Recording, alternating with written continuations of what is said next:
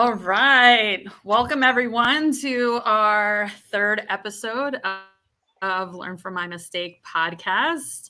I'm Marie Baginski here and so excited to have our guest, Matthew Justice, talk about some interesting mess ups that he's had in his real estate journey so far.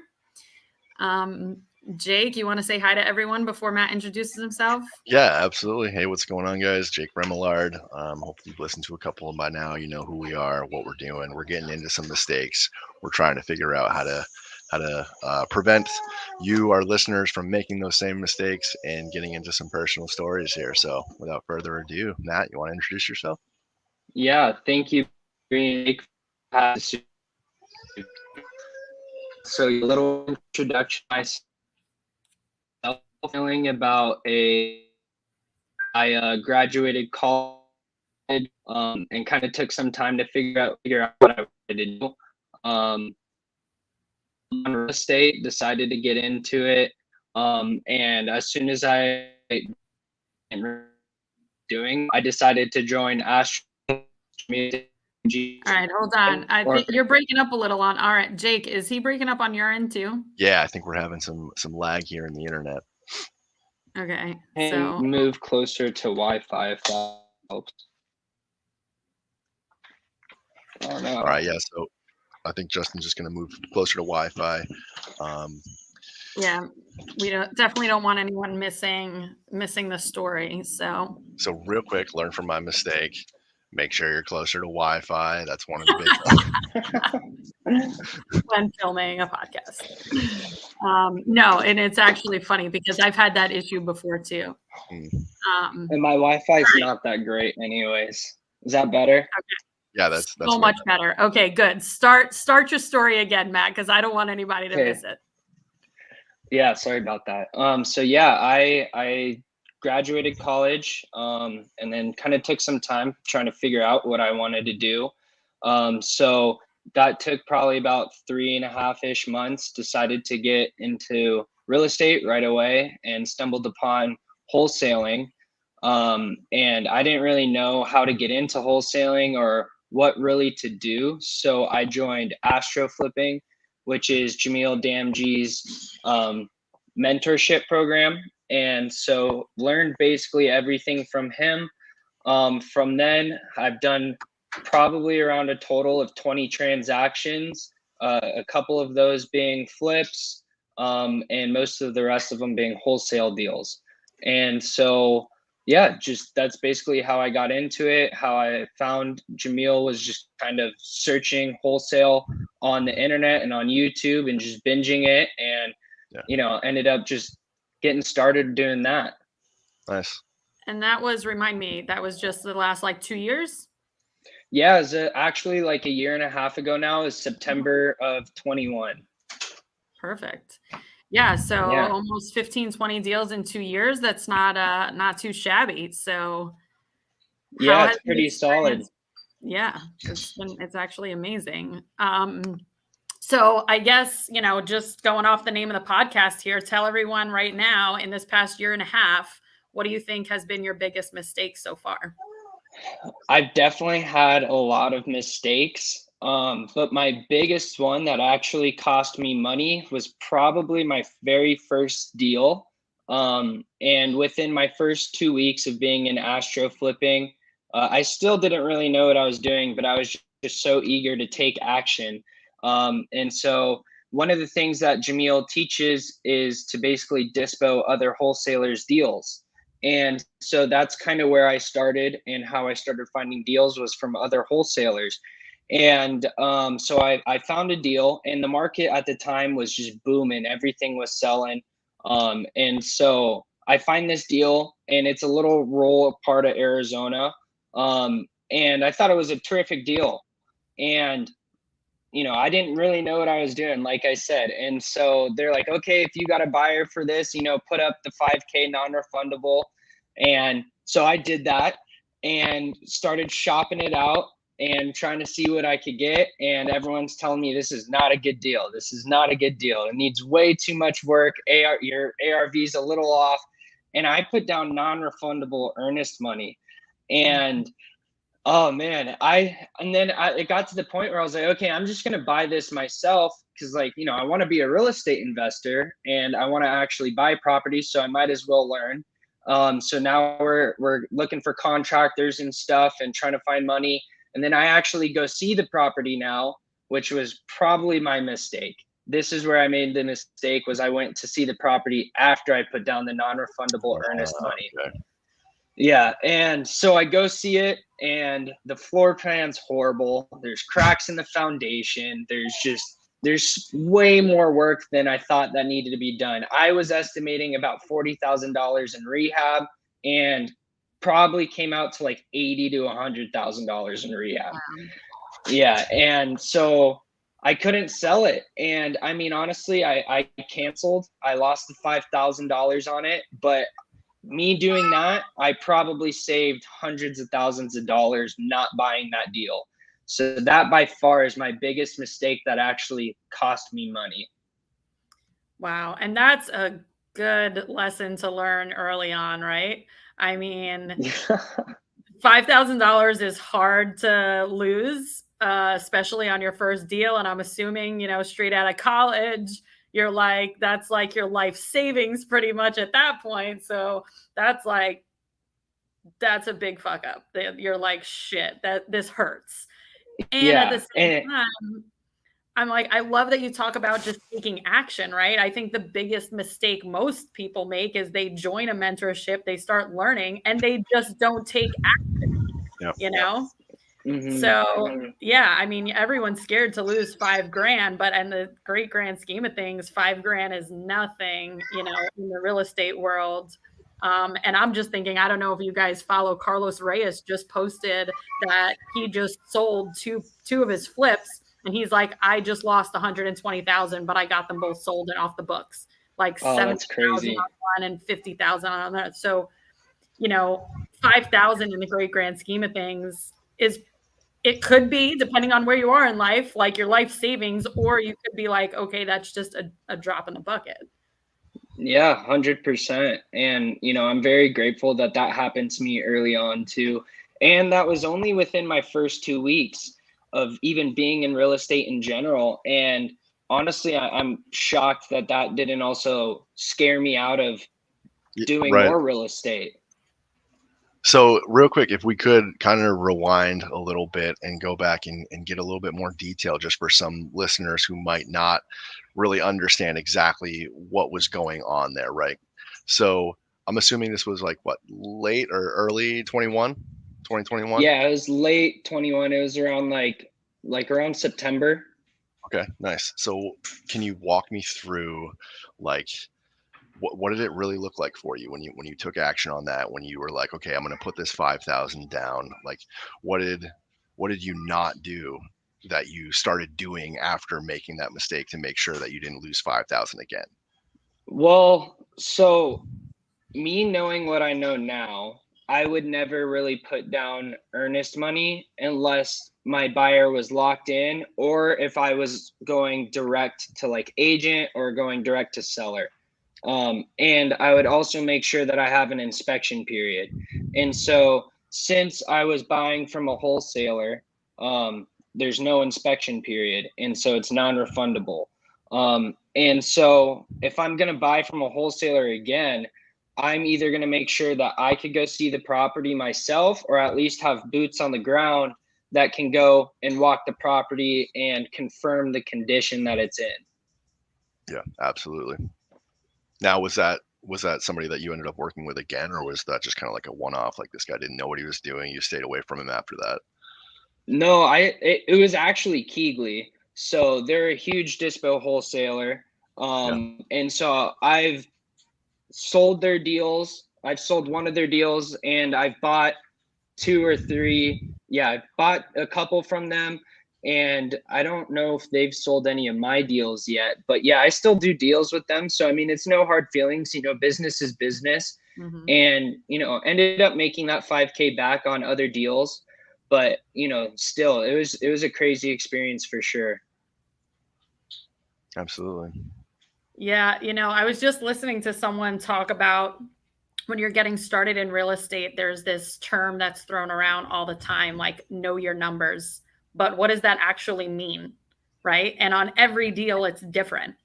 And in Mm-hmm. this particular case, it's like know your numbers, meaning like know the number of days you have to back out of a contract, know the number, that you have to put up as earnest that's non-refundable, right? Like, 100%.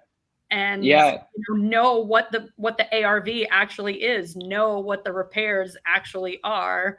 Definitely don't trust any wholesaler, even if it's a credible wholesaler, right? So hmm yeah, and that's a huge thing too. It's like, if you're gonna especially buy it yourself and not wholesale it, to actually get inspectors in there or get a contractor or someone to at least go and confirm numbers and give you a bid on where rehab actually is gonna be. And then even then too, going and getting a real estate agent or some other people that have done multiple deals in that market to then go and help you confirm the ARV. So then for a fact, like, okay, this is a good deal. I should put down this money, or no, this is not a good deal. I should not put down non-refundable. But knowing what I know now, I personally would never put down non-refundable earnest money ever again. yeah. So do you have a specific buying process that you stick to now? That kind So of yeah, the way that I do my deals, so I'm mainly wholesaling. We do a couple flips every once in a while, but we're really just trying to wholesale. But the way that I get my deals are either through real estate agents or through other wholesalers. And so, knowing what I know now too, I'm just going to ask them for permission to go and market the deal. So then that way I don't have to go and lock up the contract myself and put down that non refundable earnest money. So it'll either look like, hey, this deal is actually not for me. Can I sign a JV agreement with you, or can I send you a non-exclusive option, that just gives me equitable interest in the property so that now I can go and market it and get a buyer for you?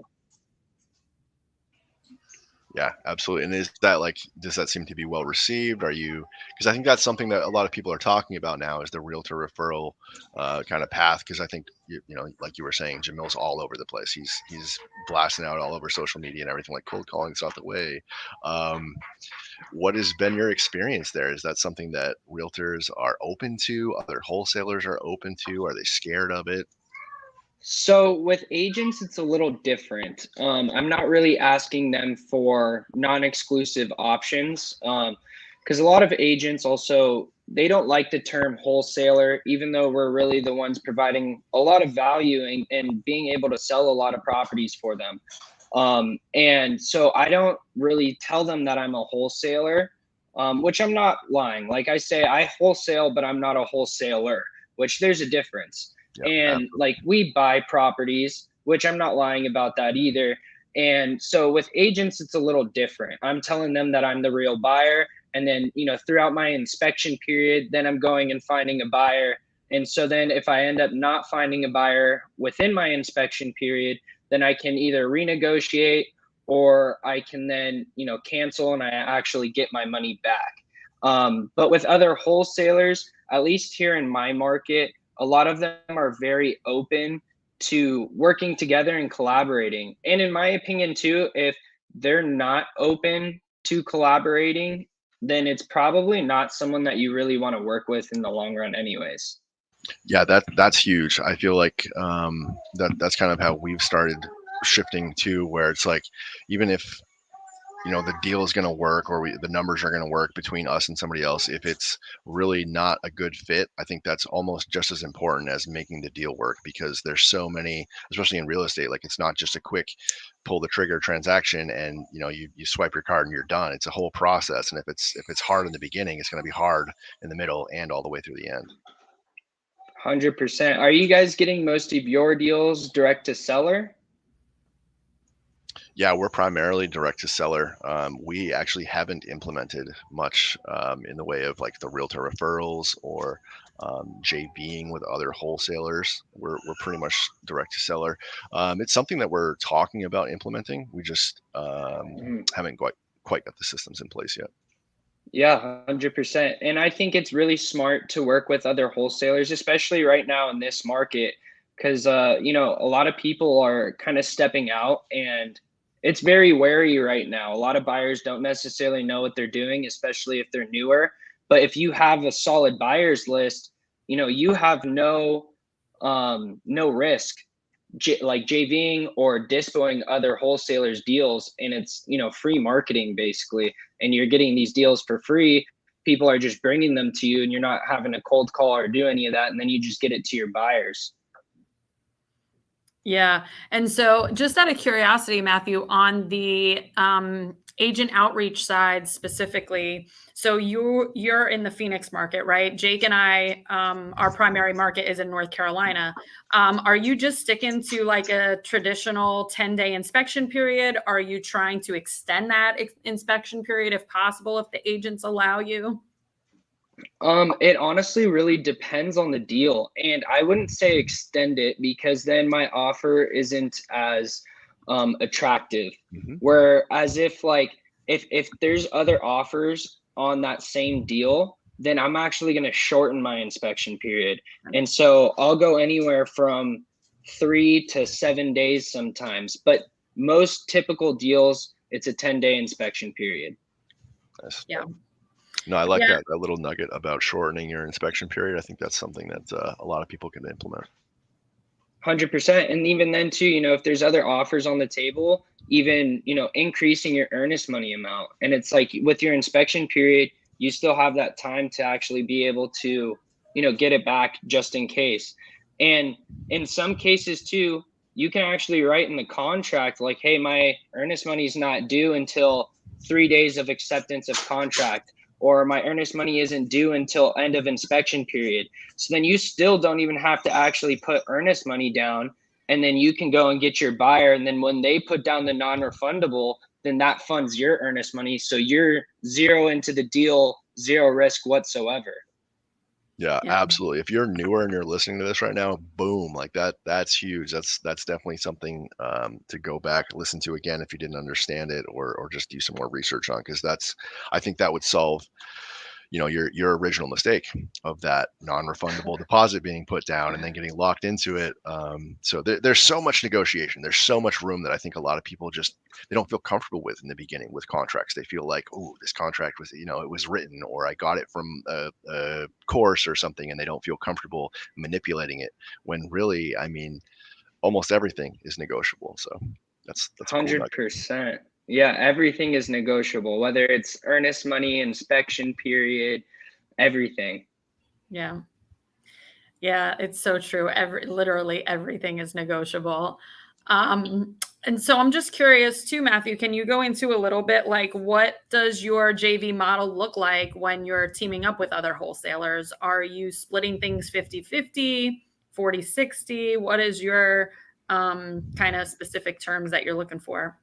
So I haven't done a deal that hasn't been 50-50 yet. And so when it's an actual JV, most of the time it's 50-50 for me. But I will have other wholesalers that are like, hey, I need to net this number. And so then I'll go and add my price on top, and I'll add my fee on top, and I'll get it to my buyer. And then I still, I make that spread right there. Okay.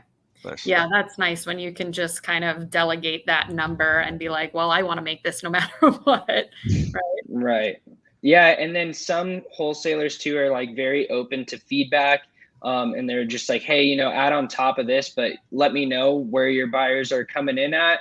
So like, for example, if they send it to me at 150, I'm sending it out at 160, but my buyers are coming in at 150. Some of them will then come down like 5K, and then, I'll make that little 5K right there. But with JV deals and wholesale deals, I've noticed that those are definitely the smaller fees, but the easier deals.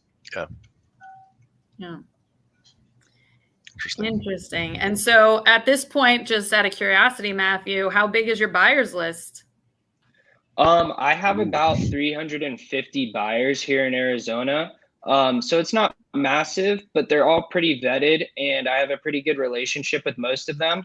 So it's honestly really solid having a smaller buyers list and not having just a gigantic email list. And I never email my properties out. Actually, I wouldn't say never, but typically it's the bad deals that get put on the email list because some buyers, they don't want to give me their phone number for some reason.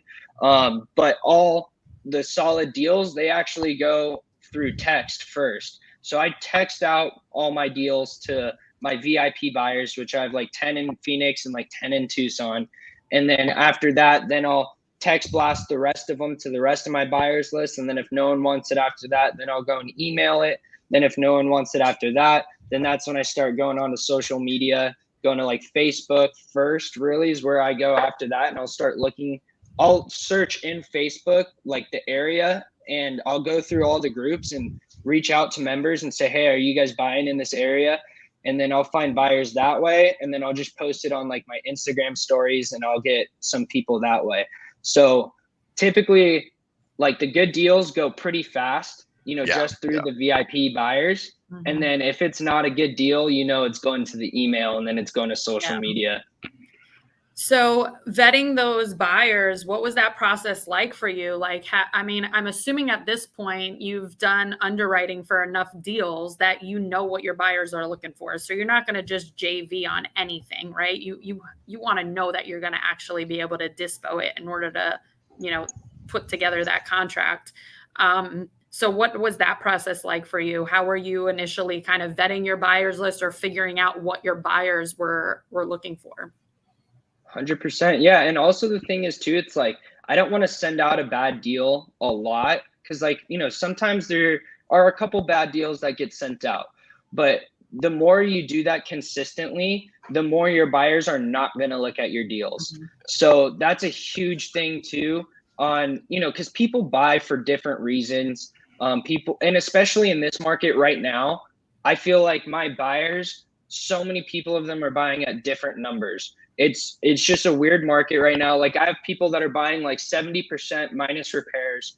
Then I'll have other people that are like, I'm just buying at 65% flat, no minus repairs or anything. Then I got all these other people that are like 93% minus repairs, minus all this other stuff. And so where I've kind of figured it out is I've kind of taken all their numbers. And one of the things I asked them too, it's like, hey, when you get the after repair value on this, what math are you running to get that number that you need to be at? And so then that's how I get all their formulas. And then basically I'll go and figure out their formulas on a couple properties. I'll go and test it out. And then I'll just go and divide that number by the ARV and I'll find out what percentage that is. And so then typically most of the time, especially here in Arizona, depending on area and location, it's just a flat like 65% of ARV. So I'll go through a couple of my buyers and go and find that and then find the commonalities of those numbers. And then when I now get a property and I go comp it, find the ARV, and now I just do a flat percentage. So it makes it a lot faster for me now to go and run my numbers.